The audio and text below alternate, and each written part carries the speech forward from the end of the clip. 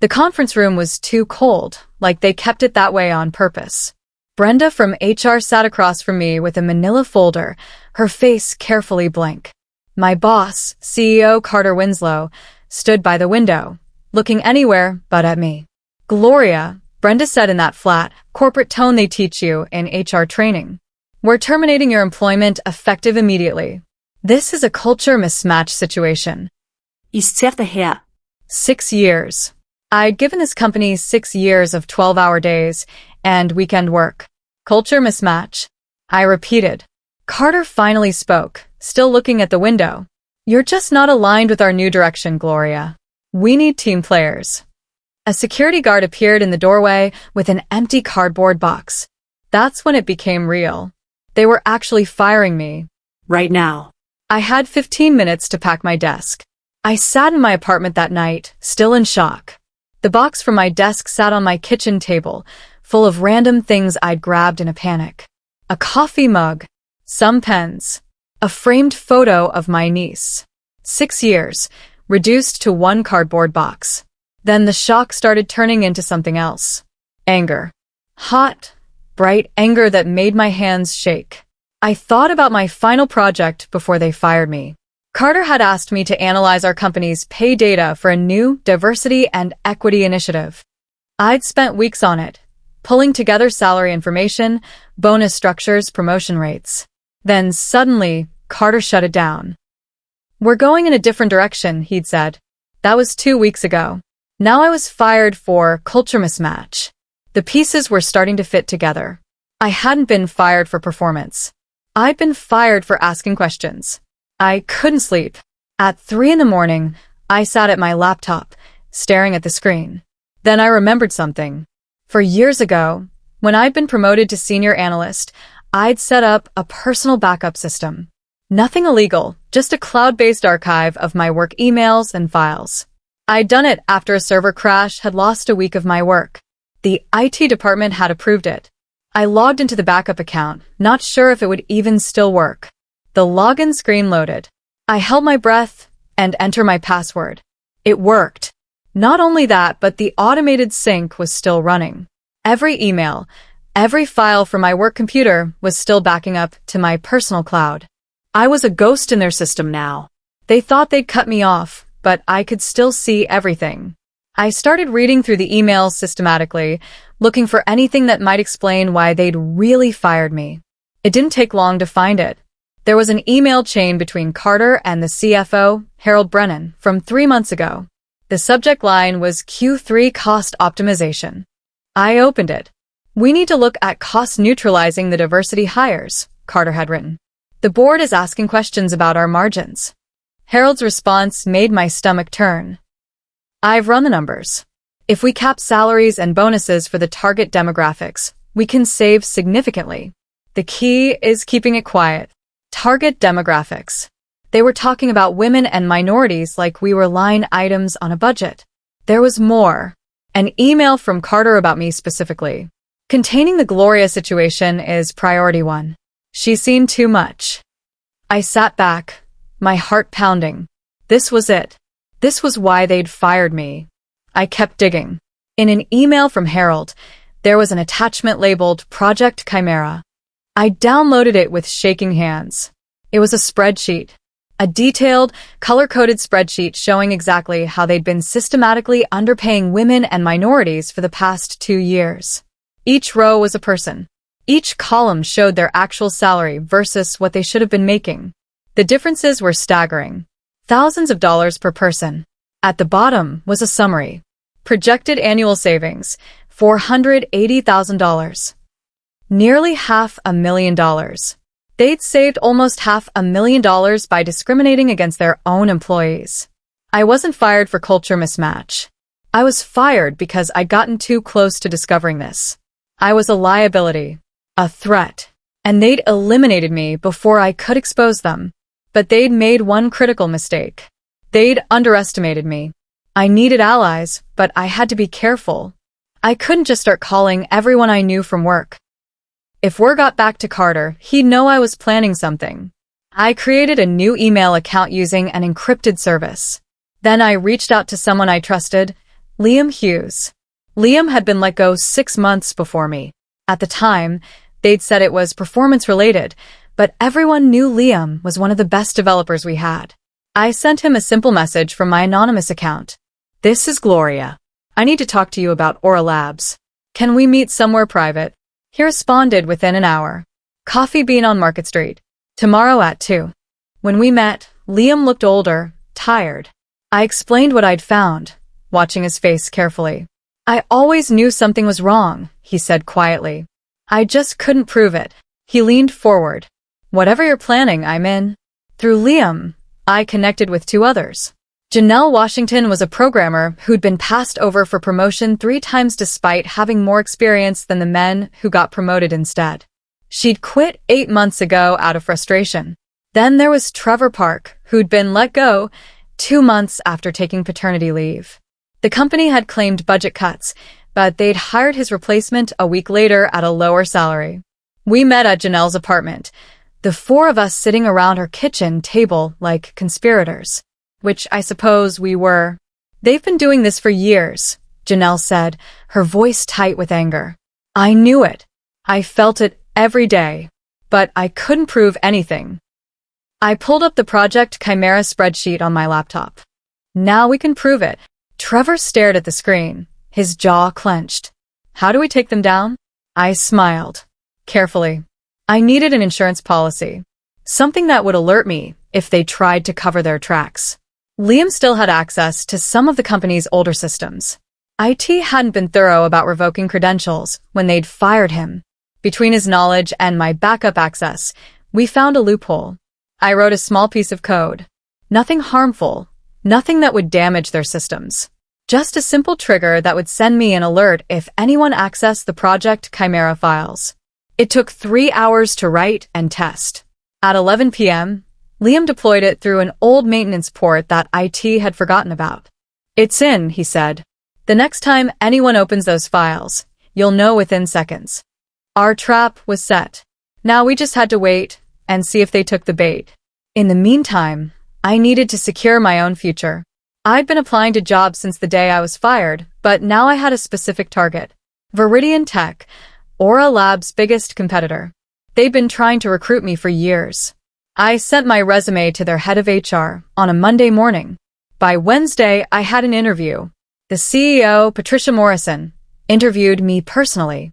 She was sharp, direct, asking questions that actually tested my knowledge instead of the usual corporate nonsense.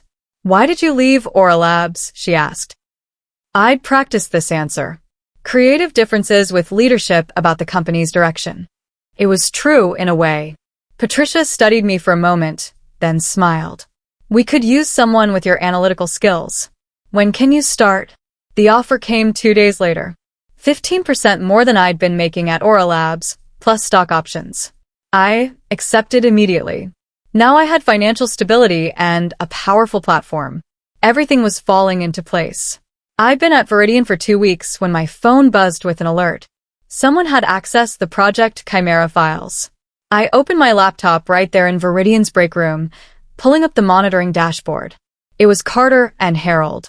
They were both logged into the system, accessing and modifying the spreadsheet. My heart raced. They were covering their tracks. An audit was probably coming, or maybe their lawyers had advised them to clean up potential evidence. Either way, the clock was now ticking. If I didn't act fast, they'd sanitize everything and I'd lose my proof. I texted the group. "They're moving. We need to execute now." Liam responded first. "Do it."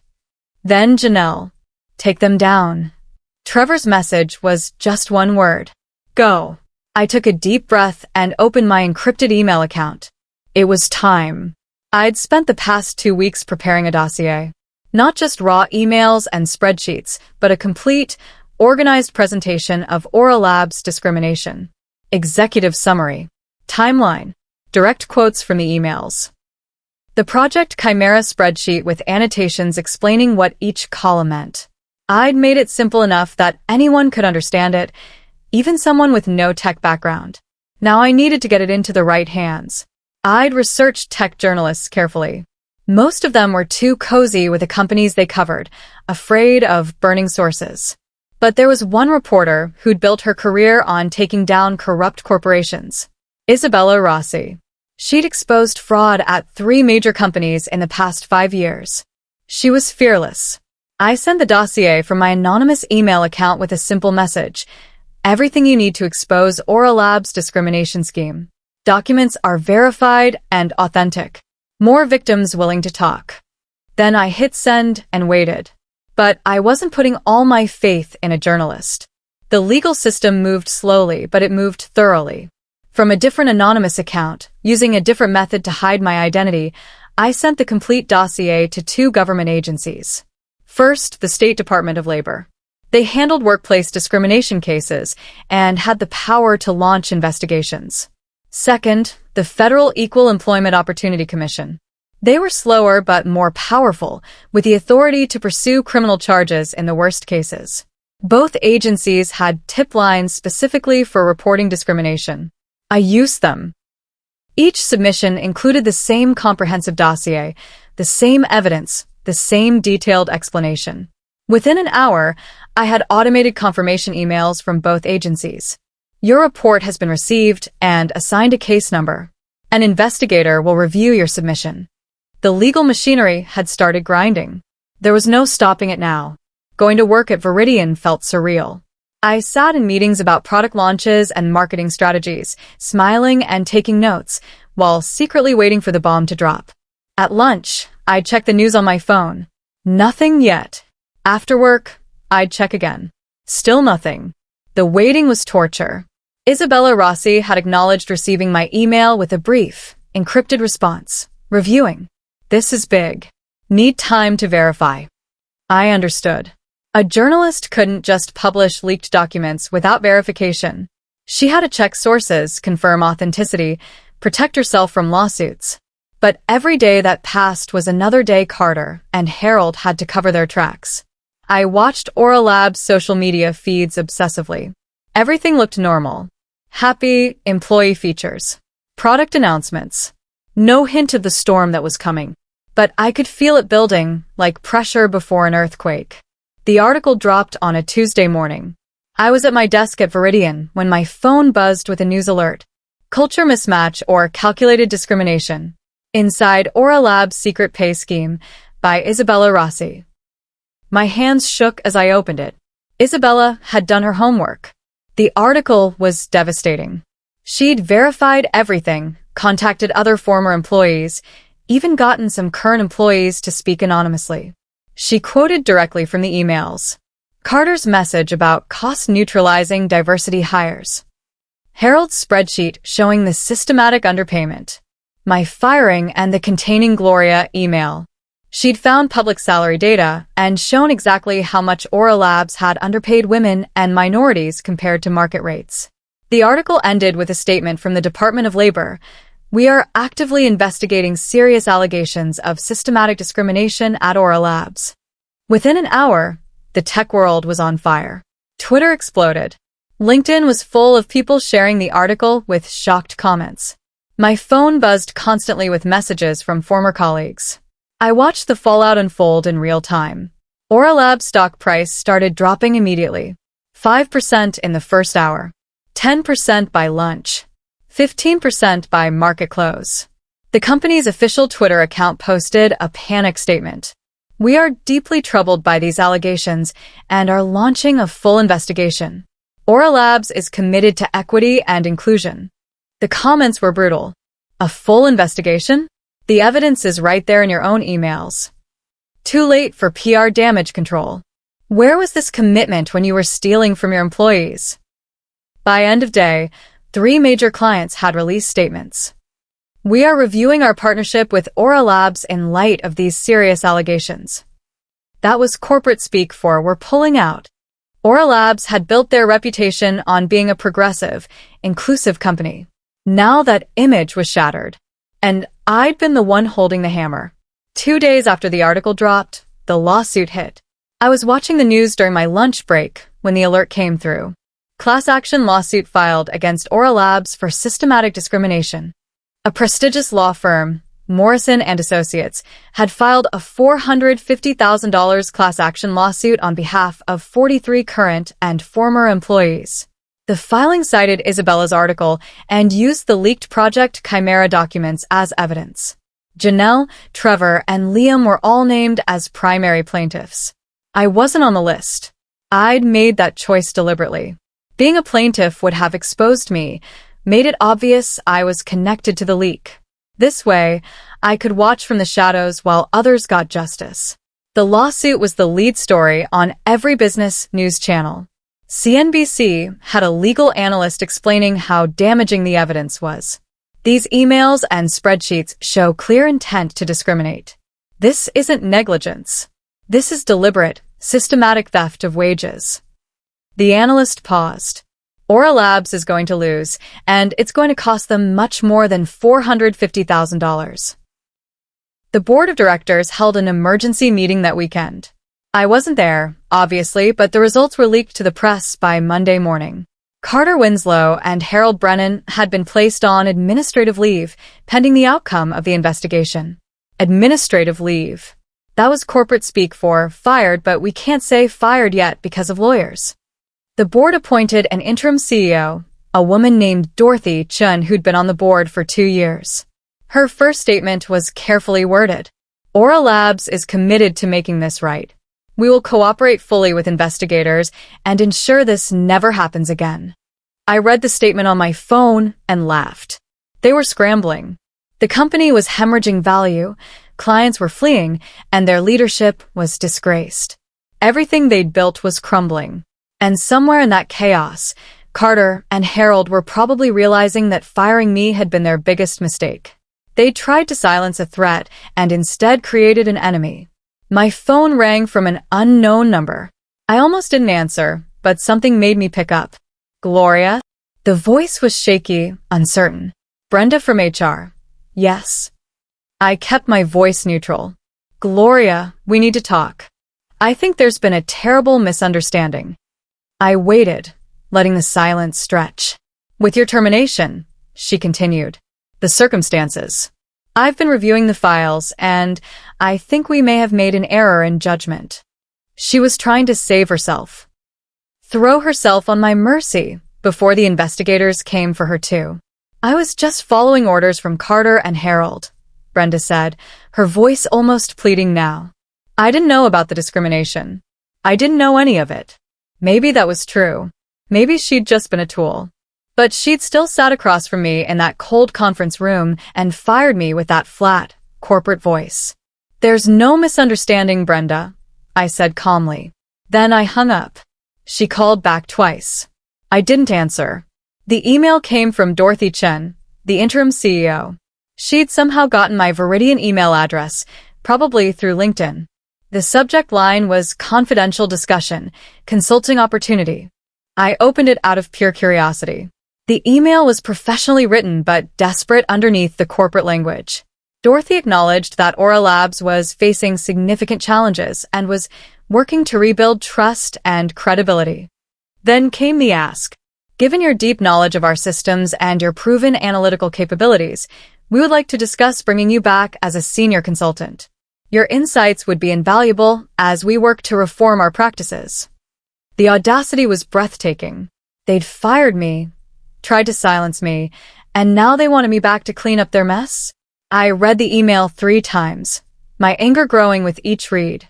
Then I forwarded it to Janelle, Trevor, and Liam with one line. Can you believe this? Trevor responded first. Tell them to rot. I didn't respond to Dorothy's email at all.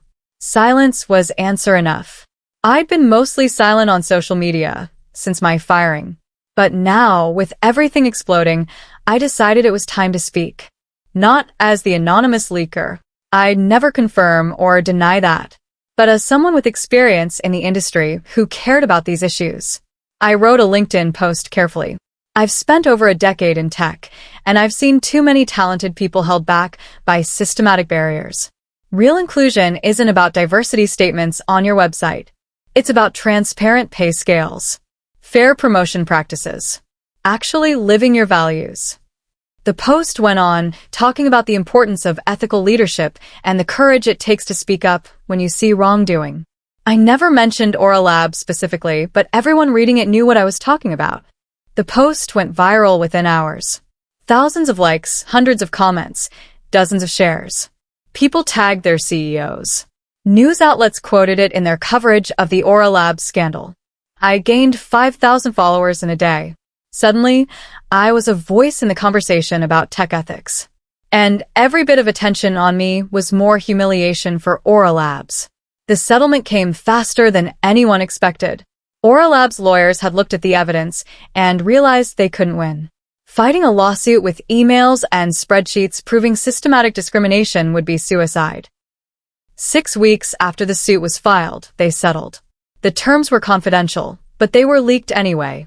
Everything leaked now. Aura Labs paid $780,000 to the 43 plaintiffs, significantly more than the original $450,000 demand. Each person got their back pay, damages, and legal fees covered. Janelle called me crying when the settlement went through. It's over, she said. We won. Trevor was quieter when I talked to him, but I could hear the relief in his voice. Thank you, he said, for being brave enough to do this. But I didn't feel particularly brave. I felt angry and vindicated and tired. Liam met me for coffee the day after the settlement was announced. You changed everything, he said. For all of us. Maybe I had. But the real change was just beginning. Carter found my number somehow. I didn't know how. Maybe he'd kept it from when I worked there. Maybe he got it from someone else. Either way, my phone rang on a Friday evening with his name on the screen. I stared at it for a long moment before answering. Gloria. His voice was different. Broken. All the confidence and authority stripped away. Please. I need you to listen to me. I didn't say anything. I lost everything, he continued. The board fired me. My wife left. I can't get hired anywhere because my name is toxic now. My kids won't talk to me. He took a shaky breath. I need you to retract your statements. Or at least tell the media that I wasn't the only one responsible. Put in a good word for me somewhere. Anything. My family is going to lose the house. I listened to all of it in silence. When he finished, I didn't say a word. I just ended the call. He'd taken 6 years of my career and thrown it away because I'd asked questions. Now he wanted mercy? He called back 3 times. I blocked the number. At Viridian Tech, I was promoted to Director of Inclusive Practices 6 months after the Aura Labs scandal broke. Patricia Morrison called me into her office personally. We want to build something real here, she said. Not just talk about diversity. Actually do it. And you're the person to lead that effort. My first initiative was implementing transparent pay scales. Every employee would be able to see the salary range for every position. No more secret negotiations. No more wondering if you were being underpaid. Next came the promotion process. I created a standardized evaluation system with clear criteria and multiple reviewers. No more culture fit excuses for passing over qualified people. I hired an external ethics firm to audit our practices annually. I set up a completely anonymous reporting system for concerns. Slowly, painfully, we built the culture I'd always wanted to work in. The culture Aura Labs had pretended to have. We weren't perfect, but we were trying, genuinely, to be better. And that made all the difference. A year after everything happened, I was invited to speak at Tech Future, one of the biggest conferences in the industry. My panel was on ethical leadership in tech companies. I stood backstage, nervous despite having given dozens of presentations at Aura Labs. This felt different. More important, I walked onto the stage to genuine applause. The moderator introduced the panel, and we started discussing transparency, accountability, and building inclusive cultures. I spoke passionately about the need for systems that prevented discrimination rather than just punishing it after the fact. During the networking break, I grabbed coffee and scanned the crowd. That's when I saw him. Carter Winslow, standing in the back, looking tired and older than I remembered. Our eyes met across the room. He started walking toward me, but people kept stopping me to talk, asking questions about Viridian's initiatives. By the time I looked back, he was gone. Just another face in the crowd. A ghost of the man who'd once held all the power. I'm in my office at Viridian now, looking at a photo of my team. 23 people from different backgrounds, different experiences, all brought together by genuine respect and fair treatment. The culture mismatch that Carter used to fire me turned out to be the best thing that ever happened to me. It forced me out of a place that valued silence over integrity and into a place where my principles were my greatest strength. I'd like to say I don't think about Aura Labs anymore, but that would be a lie. I think about it often. About the people still working there, trying to rebuild something better. About the ones who left and found better opportunities.